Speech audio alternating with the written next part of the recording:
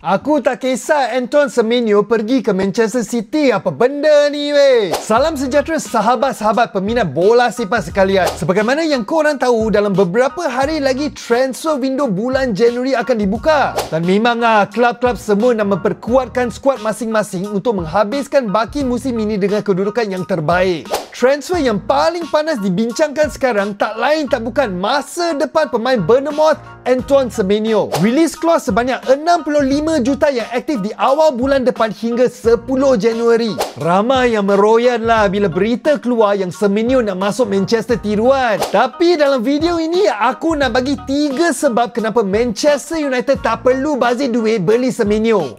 Yang pertama, Semenyo ni sangat padu bila ada ruang di belakang defender dan laju ketika buat transitional attack. Tapi Manchester United sekarang tak struggle sangat dengan situasi begitu. Kita sudah ada pemain pace and power seperti Cunha, Mbeumo dan Benjamin Sesko. Masalah kita sekarang ialah pihak lawan yang main low block dan suka duduk dalam kotak penalti.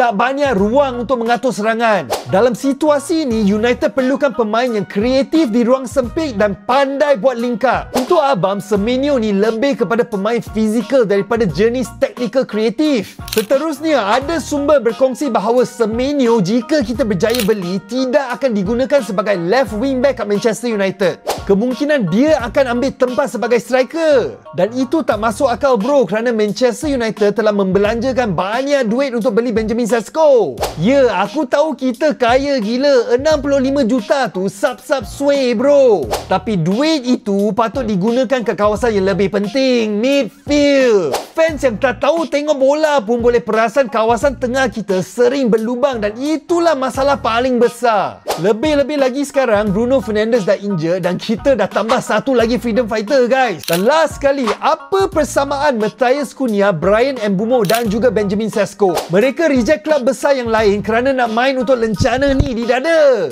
Bukan glory hunter nak sukses serta-merta. Situasi Manchester United sekarang memang memerlukan masa untuk naik lah. Tapi tak perlu 30 tahun. Apa yang kita nak ialah pemain yang ada passion serta percaya kepada projek jangka masa panjang Manchester United. Inilah jenis pemain yang layak menerima sokongan daripada fanbase yang paling besar dan setia di dunia. Abang nak tahu pendapat korang. Adakah Manchester United terlepas peluang keemasan mendapatkan Semenyo? Atau mungkin ini sesuatu yang baik untuk kita? Komen di bawah. Dan jangan lupa like dan subscribe kepada Jom United kat YouTube.